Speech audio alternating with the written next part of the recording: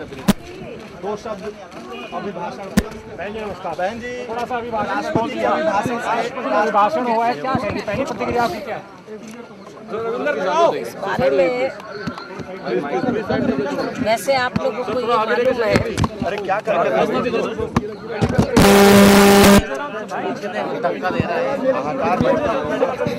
जी बहन जी लगा दिया यार।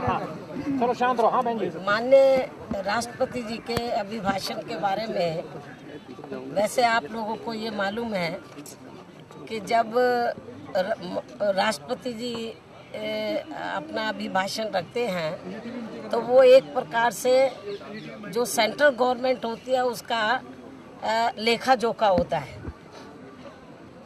तो वो लेखा जोखा तो माननीय राष्ट्रपति जी ने तो केंद्र सरकार का ये आज रखा है और मैंने पूरी चीज़ को डीपली ऑब्जर्व किया है कि जो कुछ भी उन्होंने बातें कही हैं तो वो सारी बातें हम सेंट्रल गवर्नमेंट के लोग समय समय पर करते रहे हैं।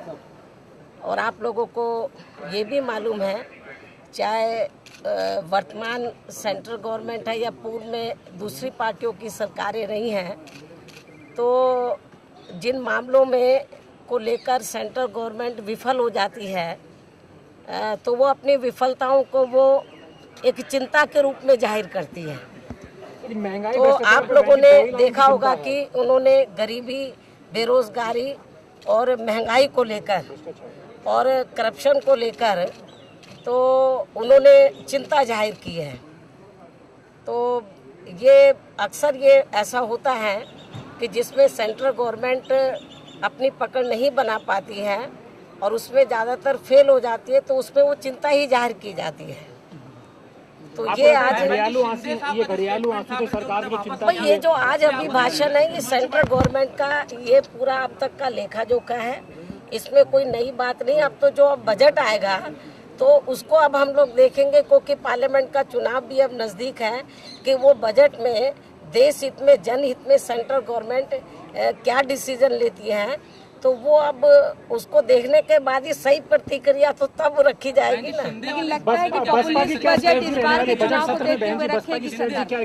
किस संदर्भ में? नहीं, क्या लगता है कि बताओ किस संदर्भ में? क्योंकि चुनावी साल है, सरकार पॉपुलिस्ट बजट संदर्भ रखने में की आप कोशिश करेगी। ऐसा है, लोक लुभावन सेंट्रल गवर्नमेंट जब बजट रखेगी, बजट में वो क्या क्या चीजें सामने रखती है देशवासियों के सामने, तो उन मुद्दों के ऊपर तो फिर हम पार्लियामेंट के अंदर ही अपनी प्रतिक्रिया रखेंगे। बहन जी, क्राइम अगेंस्ट वीमेन जो ऑर्डिनेंस है इसका विरोध समाजवादी पार्टी करेगी और उसने कहा है कि हम करेंगे, उससे संतुष्ट नहीं है। बसपा का क्या स्टैंड रहेगा? भाई अभी जो सेंट्रल गवर्नमेंट ने जो अध्यादेश जारी किया है, क्योंकि अभी ये पार्लियामेंट में आएगा, दोनों सदन में आएगा, ये अब इसके ऊपर चर्चा होगी। तो मान लीजिए कुछ बिंदु को लेकर किसी भी पार्टी को आपत्ति है तो वो अपनी बात पार्लियामेंट के अंदर रखे। लेकिन मेरा तो यही कहना है कि देश में महिलाओं की सुरक्षा के लिए सेंट्रल गवर्नमेंट ने अभी जो फिलहाल जो कदम उठाया है, उसमें जो मौजूदा जो कानून बना हुआ था उसमें जो अमेंडमेंट किया है, तो मैं समझती हूँ एक अच्छी पहल है ये।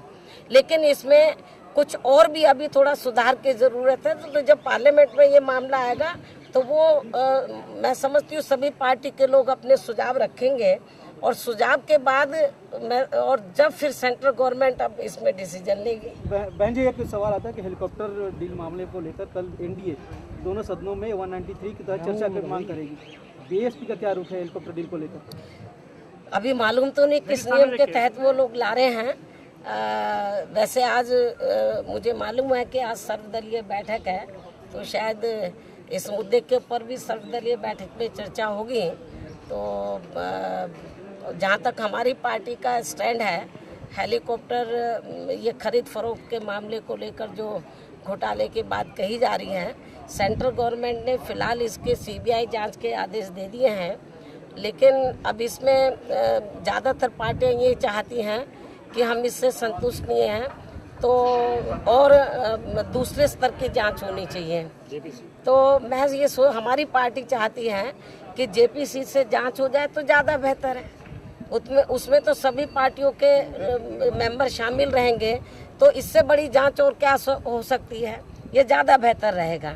और ये जो लोग खास तौर से कुछ दल ये कह रहे हैं कि माननीय सुप्रीम कोर्ट की देखरेख में, तो मैं समझती हूँ कि जेपीसी ज़्यादा बेहतर रहेगी और जेपीसी की देखरेख में इसकी जांच हो जाए तो वो ज़्यादा फायदेमंद रहेगी।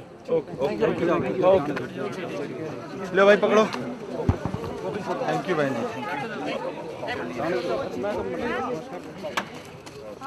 जी।